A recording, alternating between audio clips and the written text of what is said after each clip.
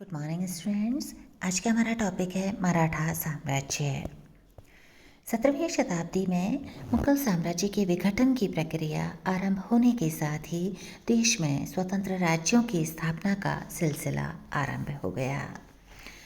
इन स्वतंत्र राज्यों में राजनीतिक दृष्टि से सर्वाधिक शक्तिशाली राज्य मराठों का था।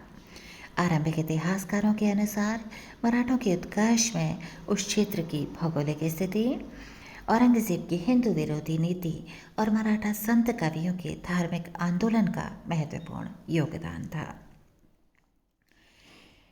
शिवाजी के उदय से पूर्व भी मराठों को प्रशासनिक और सैनिक क्षेत्रों में विशेष स्थान प्राप्त था। बहुत से मराठा सिपह सालार और मनसबदार के रूप में पड़ोसी राज्यों बहमनी, बीजापुर और अहमदनगर में अपनी सेवाएं देते रहे। अहमदनगर के मलिक अंबर ने मराठों के साथ मैत्रीपूर्ण संबंध स्थापित किए और युद्ध और प्रशासन दोनों में उनकी सर्वोत्तम प्रतिभा और सहयोग का उपयोग किया।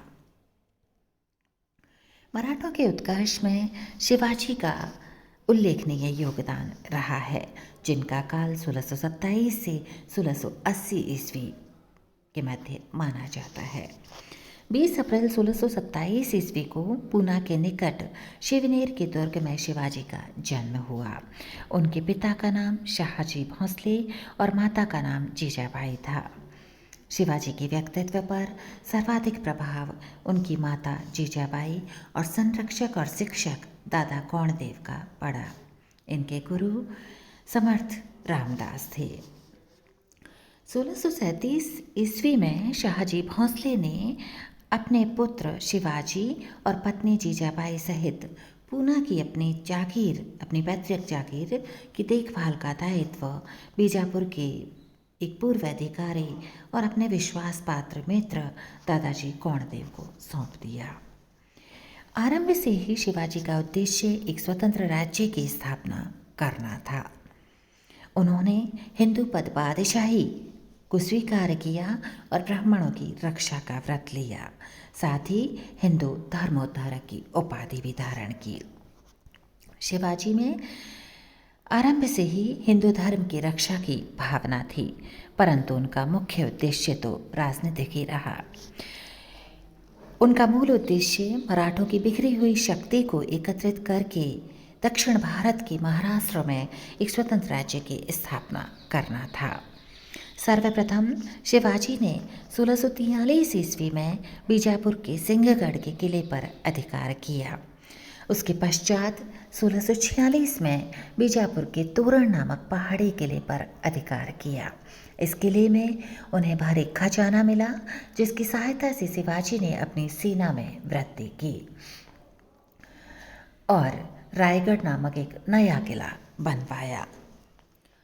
1656 ईस्वी तक शिवाजी ने चाकन, पुरंदर, बारामती, सूपा, तिकोना और लोहागढ़ आदि विभिन्न किलों पर अधिकार कर लिया। 1656 में शिवाजी ने जावली पर विजय प्राप्त की। जावली की विजय शिवाजी के लिए महत्वपूर्ण थी, क्योंकि इस विजय के बाद अब उनके लिए दक्षिण पश्चिम में विस्तार का द्वार खुल गया। यहाँ से भी शिवाजी को भारी खजाना हाथ लगा और उन्होंने अपनी सैनिक शक्ति को बढ़ा लिया। 1657 में शिवाजी का पहली बार मुकाबला मुगलों से हुआ, जब वह बीजापुर की तरफ से मुगलों से लड़ा। इस समय शिवाजी ने जुन्नार को लूटा और कुछ समय के बाद मुगलों के उत्तराधिकार संघर्ष का लाभ उठाकर उन्होंने कोंकण पर भी विजय प्राप्त कर ली। शिवाजी की इस विस्तारवादी नीति से पड़ोसी राज्य बीजापुर का शासक आशंकित हो उठा। उसने शिवाजी की शक्ति को दबाने और उसे कैद करने के लिए 1659 ईस्वी में अपने योग्य सरदार अफजल खां के नेतृत्व में एक सैनिक टुकड़ी भेजी। शिवाजी और अफजल खां की मुलाकात प्रतापगढ़ के दक्षिण में स्थित पार नामक स्थान पर हुई, जहां पर शिवाजी ने 2 नवंबर 1659 को अफजल खां की हत्या कर दी। 1660 ईस्वी में मुगल शासक औरंगजेब ने भी शाइस्ते खां को शिवाजी को खत्म करने के लिए दक्षिण का गवर्नर नियुक्त किया। शाइस्ते खां ने भी बीजापुर राज्य के साथ मिलकर शिवाजी को समाप्त करने की योजना बनाई, क्योंकि शिवाजी मुगलों और बीजापुर दोनों के लिए ही खतरा था। 15 अप्रैल 1663 में शिवाजी रात्रि में चुपके से पूना में प्रवेश कर शिवाजी ने चुपके से पूना में प्रवेश करके शाइस्ते खां के महल पर आक्रमण कर दिया। शाइस्ते खां इस अचानक आक्रमण से घबराकर भाग खड़ा हुआ। इस आक्रमण के कारण मुगल सेना को भारी क्षति पहुंची और शिवाजी की प्रतिष्ठा में वृद्धि हुई। 1664 ईस्वी में शिवाजी ने सूरत पर आक्रमण किया। सूरत मुगलों का एक महत्वपूर्ण बंदरगाह था। यहाँ से शिवाजी को भारी धन संपत्ति हाथ लगी। अब औरंगजेब ने शाइस्ते खां के असफल होने के बाद शिवाजी को कुचलने के लिए आमेर के मिर्जा राजा जयसिंह को दक्षिण भारत भेजा। जयसिंह बड़ा ही चतुर कूटनीतिज्ञ था।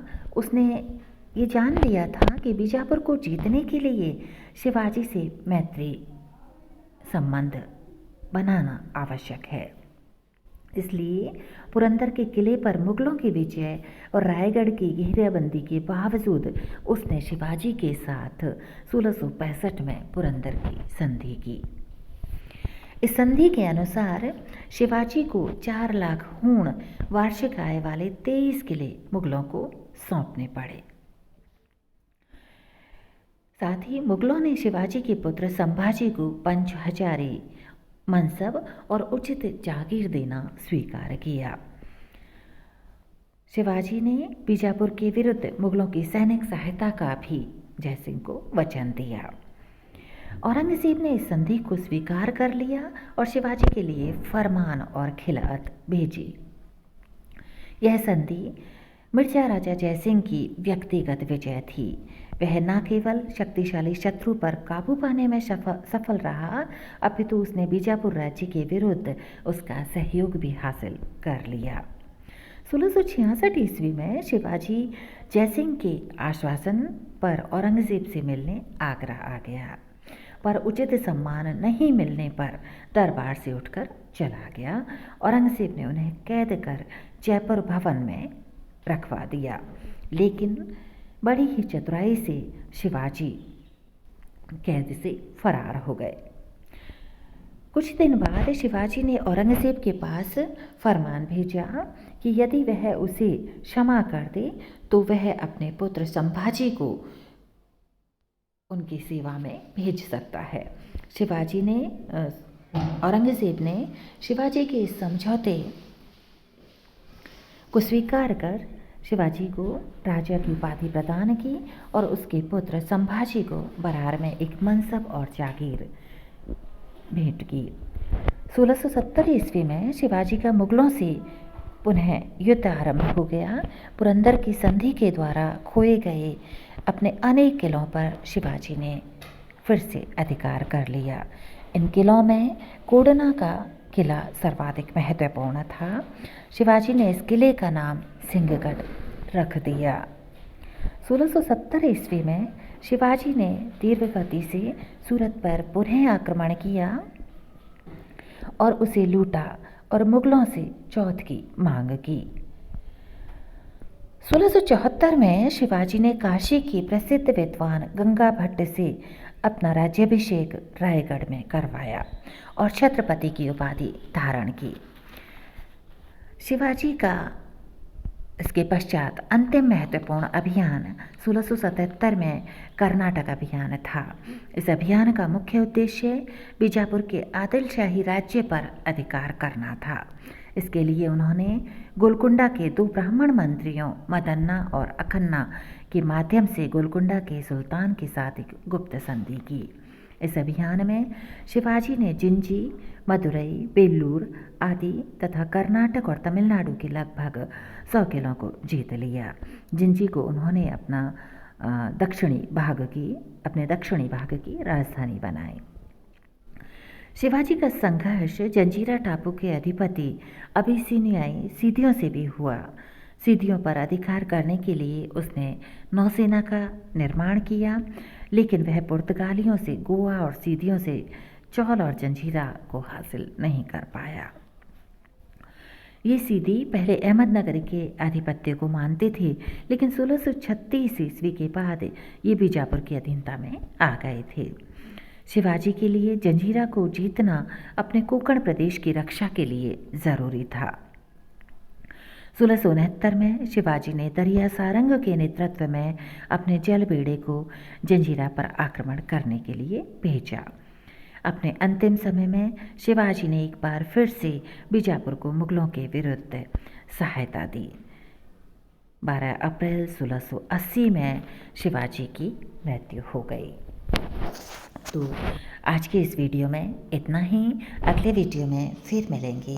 धन्यवाद।